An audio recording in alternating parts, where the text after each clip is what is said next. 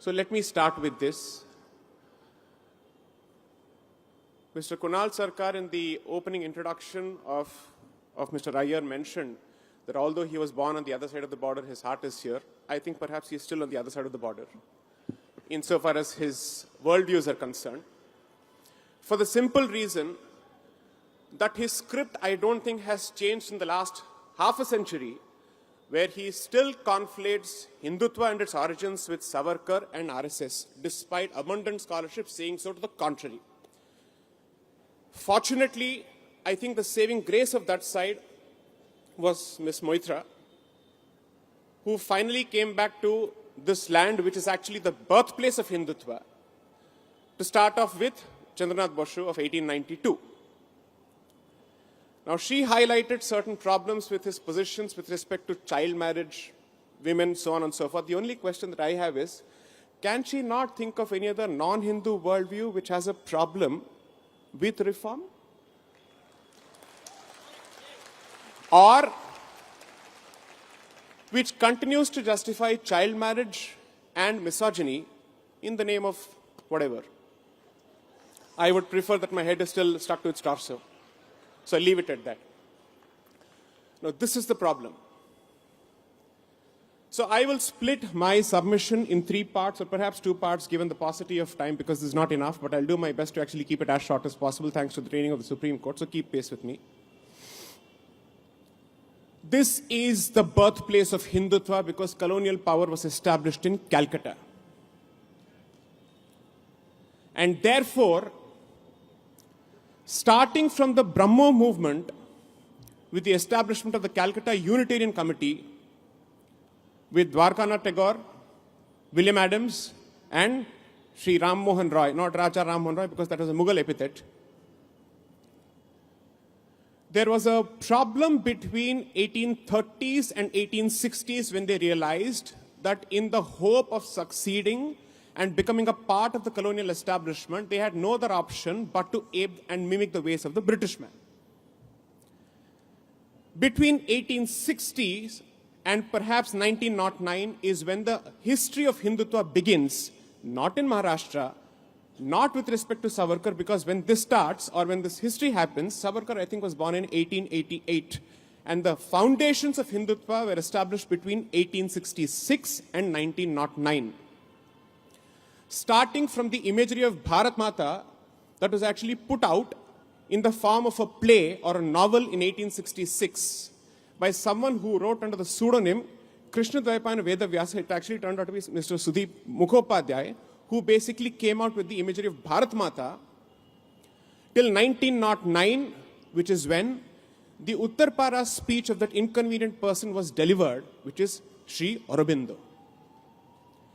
Everybody spoke of Chandranath Boshu to Savarkar except Aurobindo, because Aurobindo sticks out as an inconvenient person for those people who are opponents of Hindutva, because I haven't found a more vociferous, ferocious and vehement proponent of Hindutva than Sri Aurobindo. In fact, he saw himself as an intellectual descendant of Swami Vivekananda because he believed that the very same Shakta spirit percolated into him.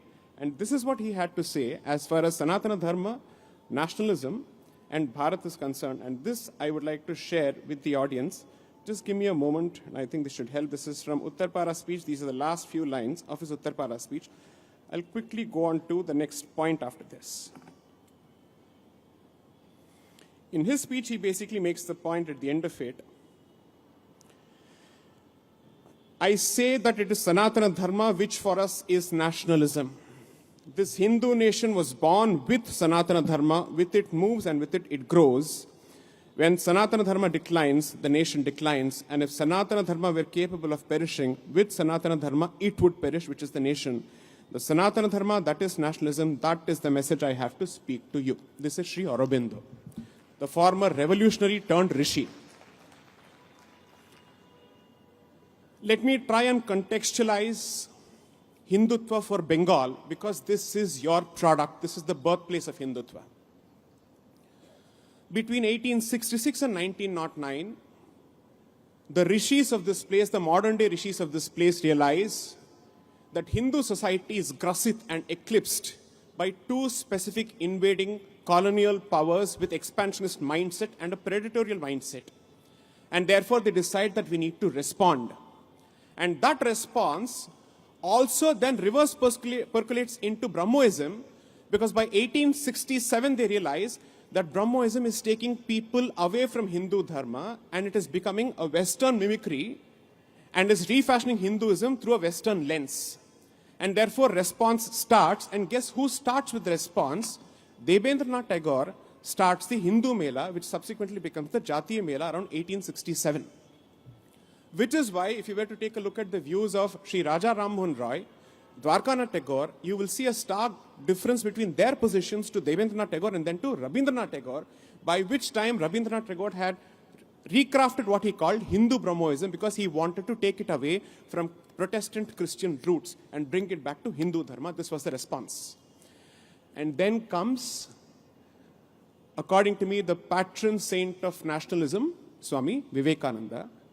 I'm happy that Sri Iyer spoke of his speech, which was delivered in 1893 at the Parliament of Religions in Chicago. And tomorrow being that great soul's birth anniversary, I would request people to actually go through that speech, because in that speech, Swami Vivekananda does not leave the opportunity to talk about the brutality and savagery that we have suffered at the hands of Islamic invasions. He says so in 1893 in Chicago. So we are constantly pitted in these kind of binaries. Hindutva and Hinduism are not binaries. Where does this word come from? I'm happy that Ms. Maitra actually mentioned Shakuntala Tattva and all other works of Sri Chandranath Bashu. So when he was writing these series of tattvas, he also came out with Hindutva, because Hindutva, according to him, was a portmanteau of Hinduism or Hindu Dharma and Tattva, and therefore Hindutva. I agree entirely with Swapanda that Hinduism is a 19th century construct, because it was refashioned by the British on convenient lines. Until then, the word used for it was Sanatana Dharma. And this became a necessity not only to repel mental colonization, but also to repel physical colonization. Because guess what? By 1902, Anushilan Samiti had to be established by Sri Aurobindo along with others, taking what inspiration from an essay written by Bankim Chandra Chatterjee in 1888 called Anushilan. This is the history of Hindutva in Bengal.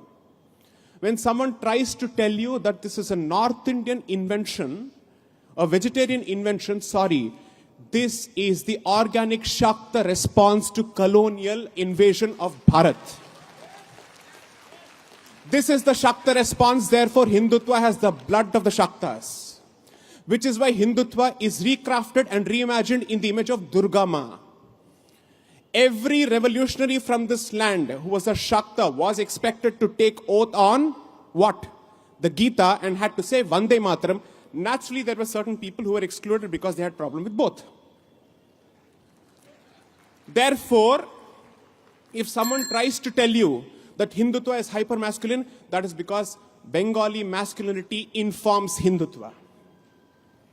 If someone tells you that Hindutva subscribes to Brahminical vegetarianism, sorry, it worships Durga Ma, and therefore it chadafies two things, meat and alcohol both. 3, wake up and smell the coffee, because this is not the subject of wine tasting discussions, because the neighboring country is doing something which I think will become the near future for us as well. You are living perhaps in the epicenter of the new great game, and if West Bengal does not become the bastion of Hindutva that it once was, then I agree, and borrowing lines from the Bengal files, we will lose the lighthouse of Bharat and the lighthouse of Hindutva. I will end with only one submission. Hindutva is a civilizational imperative, not a political tool, but there is nothing wrong in it being a political tool, because it is ironic for a politician to have a problem with a political tool. I really don't see what is the problem with Hindutva becoming a political tool, because politics is the last mile where you get the job done. But it is fundamentally a civilizational movement which has emanated from the society. Savarkar wrote only in 1922, which was published in 1923. RSS was established on Vijayadashami of 1925.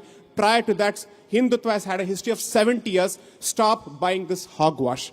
Vande Mataram, Jai Shri Ram to the people in power here, and Jai Ma Kamakhya, Jai Ma Kali. Hindutva is the way of the future. This is the writing on the wall which they have a problem with.